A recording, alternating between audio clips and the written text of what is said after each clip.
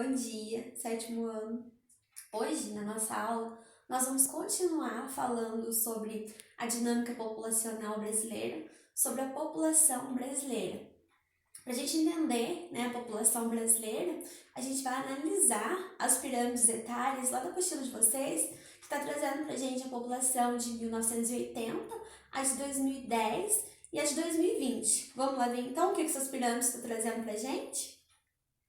Vamos começar analisando essa pirâmide de 1980. O que essa pirâmide está trazendo para a gente? Quais informações essa pirâmide do ano de 1980 está trazendo para a gente? Essa pirâmide do ano de 1980 teve um predomínio da população jovem, né? Então, essa pirâmide teve um predomínio mais da população jovem. A base dela, ela é mais larga. O que indica? Indica uma alta taxa de natalidade. Isso quer dizer que nasceu muitas crianças, né? Então, em 1980, o Brasil não deveria ter programas governamentais que orientasse, né, as mulheres nessa questão de ter filhos, ou deveria ter, mas essa questão de orientação chegava menos, né, com menos frequência nessas mulheres. Então, aqui em 1980, a base dessa pirâmide, ela indica pra gente uma alta taxa de natalidade, que nasceram muitas crianças. Então, se nasceram muitas crianças, teve um descontrole, né, um certo descontrole da população. A pirâmide, ela vai se estreitando, né, olha para vocês verem, ela vai se estreitando na parte central. Isso indica que estamos com uma porcentagem baixa de idosos, né? Isso quer dizer que a população ela está falecendo antes de atingir a idade idosa, que é a idade de 60 anos. Então, poucos estão chegando nessa faixa de 60 ou mais de 60 anos. Esses são os dados de 1980.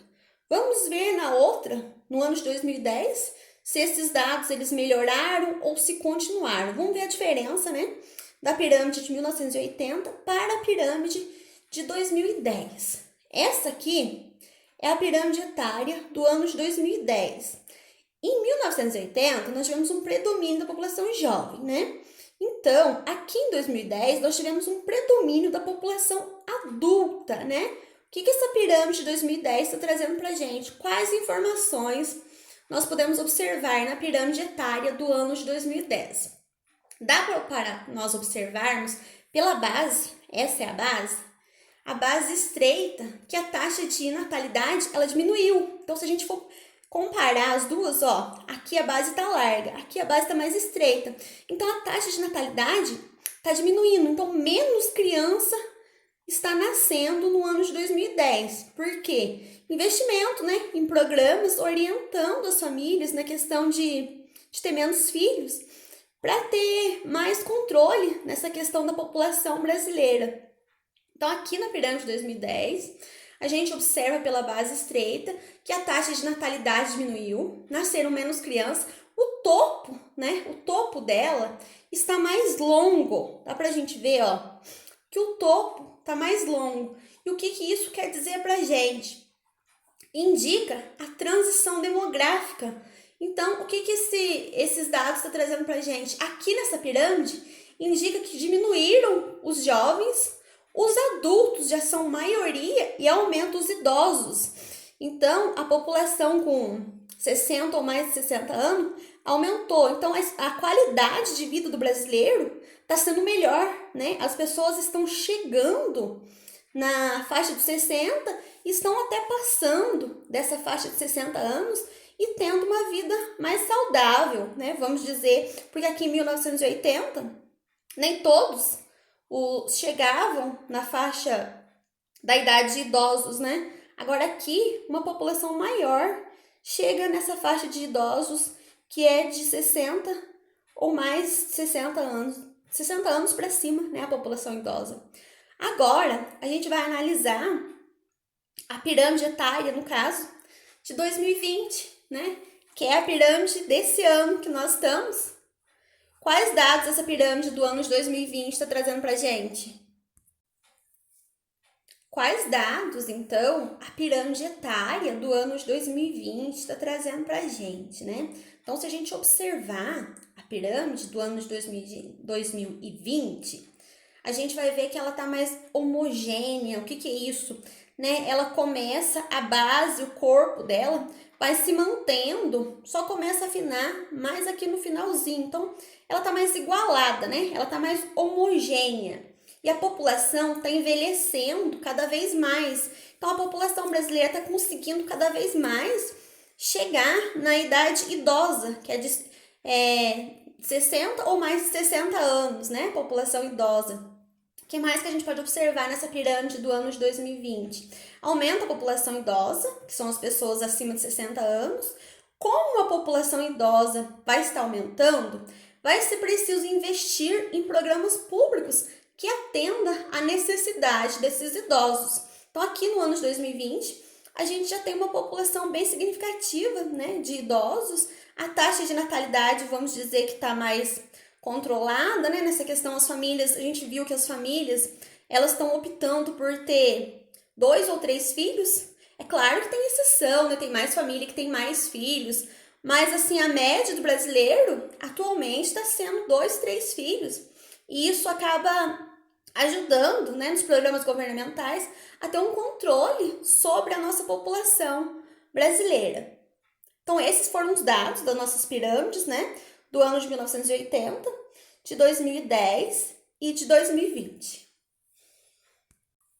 Gente, voltando aqui nas pirâmides, eu só quero que vocês entendam, como eu disse para vocês que aqui na primeira pirâmide de 1980 teve um predomínio da população jovem, vamos lembrar que os jovens é de 0 a 19 anos. Então, nós vimos que aqui nasceram muitas crianças, né? Então, enquadra nessa questão dos jovens, que é de 0 a 19 anos.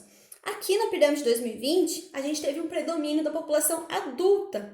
Então, adulto vai encaixar na idade de 20 a 59 anos, né? A gente viu que aumentou o número de idosos também, que são acima de 60 anos. Aqui na outra, de 2020, no caso, teve um predomínio também da população adulta, que é de população adulta de 20 a 59 anos. Então, só para a gente relembrar o que a gente já viu, né? Jovens são de 0 a 19 anos, adulto de 20 a 59 anos, idosos acima de 60 anos. Então, em 1980, teve um predomínio da população jovem. Em 2010, teve um predomínio da população adulta, aumentando a expectativa de vida dos idosos. E em 2020 também houve um predomínio da população adulta e aumentou também a expectativa de vida do idoso, tá bom? Então, nós vimos que cada vez mais a nossa população idosa está aumentando aqui no Brasil, né? Que bom que isso está acontecendo. Isso indica que a qualidade de vida do brasileiro atualmente está sendo melhor, né? Então, gente, por conta do aumento dessa população idosa, foi necessário criar algumas leis que favorecessem os idosos. Lembrando que idosos são pessoas acima de 60 anos. Então, foi criado o Estatuto do Idoso para proteger esses idosos, né? Algumas leis que levam proteção para esses idosos, porque essas pessoas são pessoas que já trabalharam, né? Muitas vezes já estão aposentadas e merecidamente, né? Tendo o seu descanso, porque já trabalharam demais. E às vezes, gente, os próprios filhos acabam maltratando os pais, os avós, por não terem tempo para cuidar desses idosos. E isso não pode acontecer, né? Nós sabemos que os nossos idosos, eles batalharam muito, ajudaram muito, né, a criar os nossos pais, a gente. Então, nós temos por obrigação cuidar dos nossos idosos. No caso, os nossos avós, os nossos pais, quando chegarem na idade idosa, os nossos bisavós, nós temos a obrigação de cuidar deles e não abandonar eles. Então, vamos ver o que o Estatuto do Idoso está trazendo para a gente, assegurando o direito dessas pessoas, né? Vamos dizer, dessas pessoas mais experientes, né? Acima de 60 anos. Então, eu trouxe para vocês algumas leis que o Estatuto do Idoso traz como proteção a esses idosos. Não trouxe todas, peguei algumas que eu achei como principais. A gente vai ver então quais são esses direitos que os idosos eles têm aqui no Brasil atualmente. Eles têm direito à aposentadoria, no caso, um salário mínimo, né, para quem trabalhou na roça, trabalhou em fábrica. Geralmente é um salário mínimo, mas no mínimo é esse salário mínimo. Pode ser até mais um pouquinho. Eles têm direito à aposentadoria, isso é garantido, né, pela lei. Eles têm atendimento preferencial, no caso em banco, em farmácia, né? Eles não precisam ficar na fila, eles têm direito a ter o atendimento preferencial. Eles têm direito a medicamento gratuito pelo poder público, que é medicamento gratuito, que é tipo uma farmacinha que tem, né? Que a prefeitura ela mantém, e o idoso ele tem direito de pegar o medicamento lá, se estiver disponível, no caso, o medicamento que ele precisa. Tem direito a desconto de 50% em atividades culturais, de lazer e esporte, no caso de cinema, parque aquático, né? Eles têm direito de 50% da passagem para entrar, né? Eles não vão pagar tudo 100%, vão pagar só 50%. Eles têm direito a reajuste dos benefícios, no caso da aposentadoria, né? Eles vão ter o reajuste de acordo, na mesma data que aumenta o salário mínimo, vai aumentar, no caso, o salário que eles ganham, a aposentadoria. Eles têm direito nos transportes públicos e coletivos.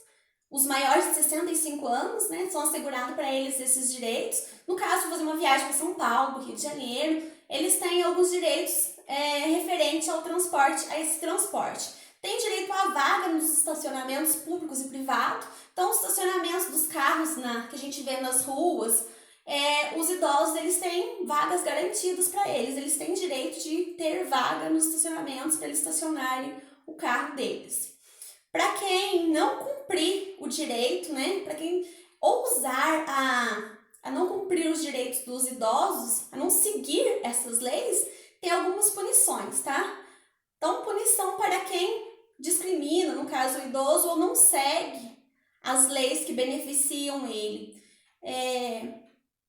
Punição para quem discrimina o idoso, tem punição, no caso de maus tratos. Que mais? Punição para quem deixa de prestar assistência ao idoso. Se o idoso está precisando de ajuda e a pessoa simplesmente abandona ele lá, então a pessoa vai ser punida.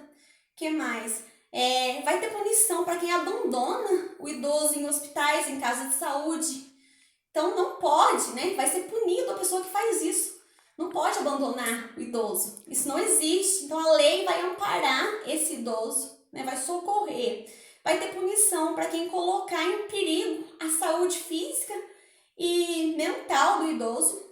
Vai ter punição para quem apropriar de bens do idoso, que às vezes a cabecinha deles nem tá boa mais, vamos dizer, né? E a pessoa acaba apropriando de algum bens, faz ele assinar alguma procuração, passando tudo que ele tem. Então isso não pode, isso é errado, tem punição para isso. Então, a gente viu, né, no Estatuto do Idoso, o que o idoso tem direito e quais são as punições. Lembrando que o Estatuto do Idoso ele é enorme. Vocês já pesquisaram, né, que eu pedi para vocês pesquisar. Vocês já viram isso? Então, eu trouxe para vocês algumas, né, que eu achava principais. Então, gente, voltando a falar sobre os idosos, né, nós vimos que eles têm direito, eles têm os mesmos direitos que qualquer cidadão tem. Então, vamos cuidar dos nossos idosos, bem cuidado, não é mesmo? Mudando de assunto agora, vamos falar sobre IDH. O que é IDH aí na apostila de vocês? Índice de Desenvolvimento Humano. Guarda aí, porque essas siglas sempre caem em concurso, caem em vestibular, tá? Então, IDH é o Índice de Desenvolvimento Humano. Mas o que é isso? O que é o Índice de Desenvolvimento Humano? Vamos ver? O Índice de Desenvolvimento Humano foi criado pelas Nações Unidas para verificar a qualidade de vida da população de um país. Então, o Índice de Desenvolvimento Humano ele vai verificar a economia, no caso, a renda das pessoas, né, de um país, vai verificar a educação, a questão da escola, se todos vão à escola, vai verificar também a questão da saúde, né, do país, a expectativa de vida, no caso, né, quanto tempo que o idoso está vivendo, no caso, a taxa de natalidade, de mortalidade. Então, o Índice de Desenvolvimento Humano, ele vai pesquisar para a gente sobre o país, a economia, que é a renda de cada um, né? Quanto que as pessoas ganham, como que pode movimentar a economia do país. Ele vai pesquisar a educação, no caso a escola, se todos estão indo à escola, até quanto tempo que a pessoa vai à escola, se todos conseguem fazer uma faculdade, né? Se param no ensino médio, no fundamental. Eles vão verificar também a questão da saúde, né? Se todos têm um programa de saúde garantido, como que está a saúde do país. Então é isso, tá? O Índice de Desenvolvimento Humano, ele vai pesquisar a economia, a educação e a saúde do país. E juntando tudo isso, né, vai ver a expectativa de vida, como que vive a população do país nessa questão de economia, saúde e educação. Para saber se o país está desenvolvendo ou não. Então, através desses dados, vai dar para a gente saber se o país está crescendo, se ele está ali parado, né? Se ele está desenvolvendo ou não, se ele é um país baixo, alto ou altíssimo. Então, através desses dados, nós vamos ver a classificação de cada país, tá? Então, só fazendo um resuminho para vocês sobre o Índice de Desenvolvimento Humano, eles vão trabalhar com dados sobre a economia do país. A economia é a renda, é quanto que cada um ganha, tá? Eles vão trabalhar com a questão da educação, a questão da escola, né? Até que ponto, até onde o aluno chega, se ele consegue atingir uma faculdade, se ele para no ensino fundamental, se ele consegue atingir o ensino médio. O que mais que ela vai pesquisar? A questão da saúde, que vai estar trazendo para a gente a expectativa de vida, né, do cidadão, do país. Então, são basicamente esses dados que o Índice de Desenvolvimento ele trabalha. Economia, a educação e a saúde, a expectativa de vida. Através do cálculo do IDH, que é o Índice de Desenvolvimento Humano, nós podemos classificar o país em muito alto, alto, médio e baixo desenvolvido. Então, essa é a classificação que o IDH, o Índice de Desenvolvimento, traz para a gente. País muito alto, alto, médio e baixo desenvolvimento humano. Nós vamos analisar aqui nessa tabelinha o ranking dos países, né? Como que está a classificação dos países de acordo com o Índice de Desenvolvimento Humano, de acordo com aquela pesquisa lá que eu falei para vocês, envolvendo a economia, a educação e a saúde. Então, a gente vai ver aqui o primeiro lugar, né? Muito elevado, que são os melhores países. Entrou a Noruega, a Austrália, a Suíça, a Dinamarca, a Holanda e a Alemanha. Muito elevado. Aí, aqui, a gente tem o alto. O Brasil, ele ocupa a posição 79. O ranking que o Brasil ocupa é o alto. Então, sim, o Brasil até que está ocupando uma posição razoável, mas pode melhorar muito para chegar aqui na posição muito elevada. Aí, aqui a gente tem os países médios. Não vou ficar falando de todos, não. Vocês têm aí na apostila de vocês podem olhar. E a gente tem aqui os países baixos. Tá? Então, dá uma olhadinha aí na apostila de vocês para vocês verem os países, a classificação desses países de acordo com o Índice de Desenvolvimento Humano. Nós vimos o IDH, que é o Índice de Desenvolvimento Humano de cada país, né? Agora a gente vai ver o IDHM. O que significa? Será a sigla IDHM. Índice de Desenvolvimento Humano Municipal. Então, aumentou aí o M do municipal, tá? Então, vamos lá. IDHM, Índice de Desenvolvimento Humano Municipal. O que o IDHM ele traz pra gente? Ele vai verificar as seguintes questões: a expectativa de vida, a escolaridade e a renda, né? Então, é basicamente a mesma coisa que o IDH faz, só que o IDH ele faz no país. O IDHM faz no município. Então, ele vai verificar a expectativa de vida, que é a saúde, a escolaridade, que é a educação, e a renda de cada município ou de cada estado, tá? Através dos resultados das pesquisas, nos permite observar a desigualdade na questão de vida da população brasileira, de acordo com cada estado. Então, vamos lá para ficar mais claro para vocês como que vai ser. Então, através dos resultados da pesquisa do Índice de Desenvolvimento Municipal, o que a gente pode saber? Quais dados que eles vão trazer para a gente?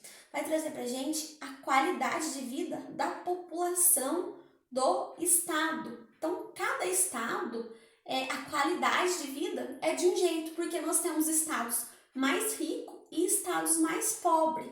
Então, essa pesquisa vai trazer o resultado da qualidade de vida de acordo com cada estado. Vai trazer a questão da educação, né, em cada estado, a questão da saúde de cada estado e a questão da renda de cada estado. Então, vai ter uma desigualdade de um estado para o outro. Agora, nós vamos ver, no caso, o ranking, né, dos estados que a gente tem na apostila de vocês.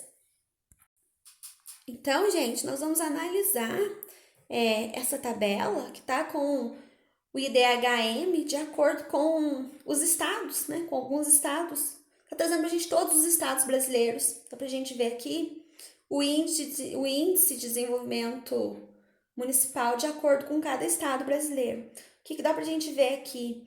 O cálculo do IDHM nos permite observar a profunda desigualdade na qualidade de vida da população brasileira. Dá para a gente ver, né, pela posição aqui dos estados, de primeiro a 27º, que está uma desigualdade, né, tá bem diferente um estado do outro.